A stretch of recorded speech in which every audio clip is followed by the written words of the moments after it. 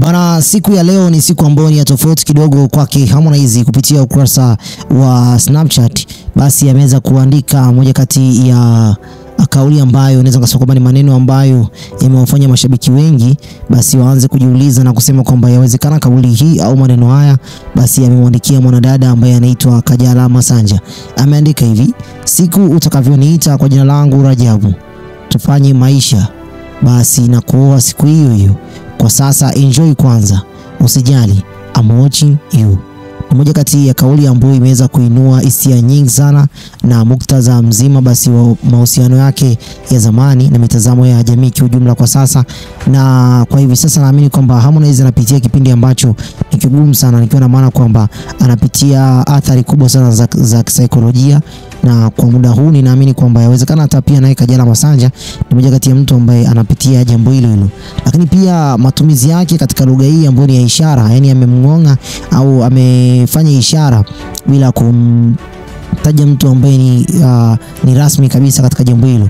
Basi ametumia lugha ya kwamba siku utakayoniita kwa jina langu Rajabu, ndio siku hiyo hiyo ambapo nitakuoa, ikiwa na maana kwamba ametarget uhusiano mzima ambao utahusisha jina lake ambalo ni rasmi kabisa kwamba ni Rajabu, jina lake ambalo ni la kuzaliwa.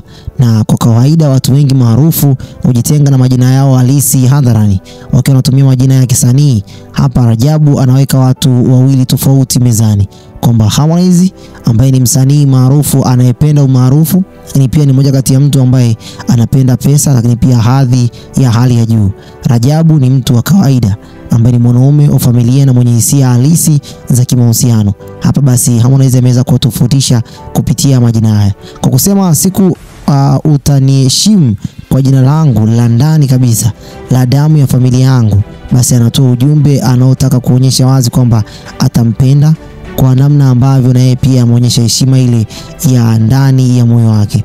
Tufanye kwamba Harmonize kwa muda huu ni mtu ambaye anamwaza sana Kajala, lakini pale anapojaribu kusema tena kwamba tutafanya maisha, basi anamtarget Kajala ambaye ni moja kati ya mtu ambaye kwa muda mwingi sana walikuwa katika mahusiano, lakini pia ni moja kati ya mtu ambaye katika siku za nyuma walishia kuzozana sana. Lakini Rajabu ni jina halisi ambalo Harmonize kwa hivi sasa huwa alitumii sana, ila anatumia jina Harmonize, na ahadi yake ya haraka ya ndoa inatokana na yale mambo ambayo amewahi kuyapitia au kutokana na zile hisia ambazo anatamani kuzihitimisha kwa mwaka huu 2025. Labda kauli basi imefanya maisha ya Harmonize kwa hivi sasa yawepo katika hali ambayo watu wengi wanajiuliza maswali mengi.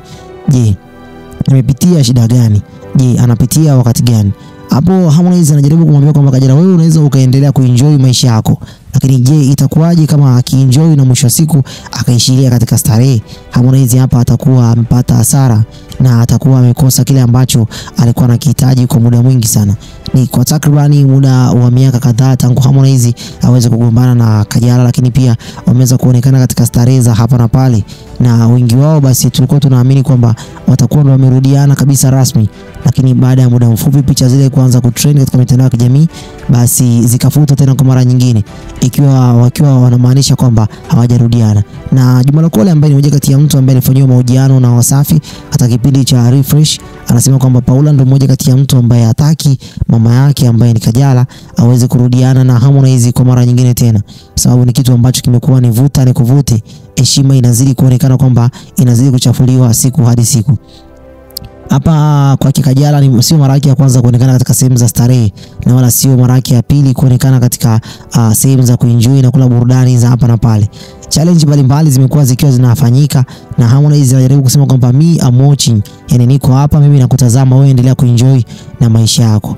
Ni style ambayo Harmonize amekuwa labda anataka kuachia nyimbo au labda anajaribu kuongelea yale yaliyoko moyoni mwake kwa ukweli uliokuwa na uwazi kabisa.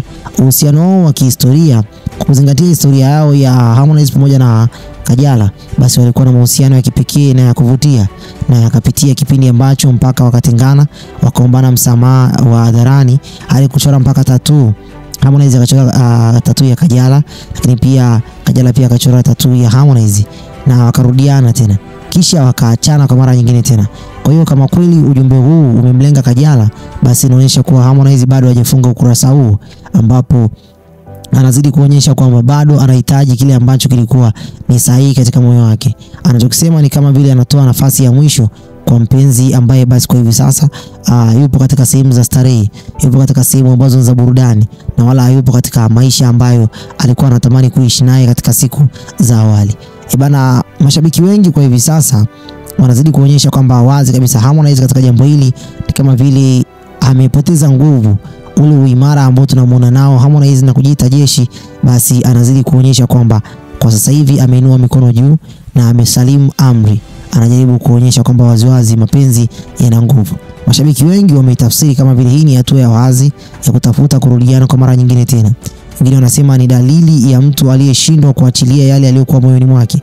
Lakini pia wengine wanaliona kama vile ni tendo la kupendeza la upendo wa kweli ambao Harmonize kwa muda mwingi amekuwa akiuimba katika nyimbo zake. Lakini pia mashabiki wengi wanazidi kusema kwamba hii inaonyesha kwamba ni mgawanyiko wa maoni, kwamba Harmonize katika siku za nyuma tulizani kwamba wamerudiana, lakini hawakuwa wamerudiana mpaka kwa muda huu. Miaka inazidi kwenda na siku zinazidi kwenda. Katika birthday ya kwake mtoto wa Mario, basi siku hiyo ilikuwa ni siku ambayo ni furaha sana kwa Harmonize, na alitamani hata siku hiyo iwe ndio siku ya ndoa yake. Lakini baada ya hapo mambo yakazidi kubadilika na kila mtu akakamata njia yake kwa mara nyingine tena.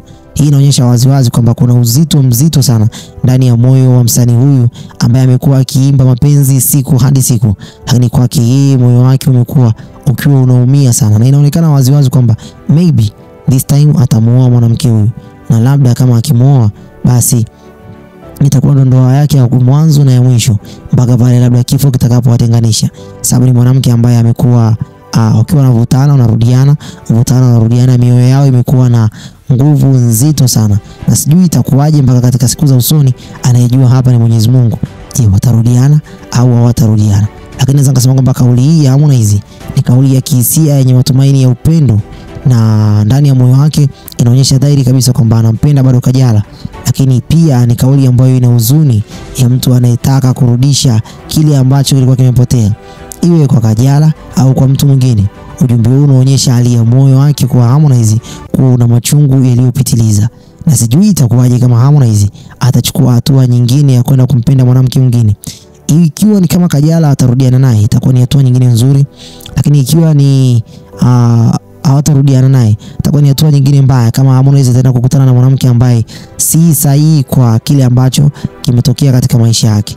Siku atakapojisikia kurudiana Kajala basi na Harmonize, basi ndipo Harmonize naye pia atamuoa mwanamke huyu, na kama si Kajala basi ni yule ambaye amemtarget Harmonize kwa katika ujumbe huu ambao ameandika katika ukurasa wake wa Snapchat. Mimi sitakuwa na la ziada kwa muda huu. Hii ni Harmonize News. Bye bye for now.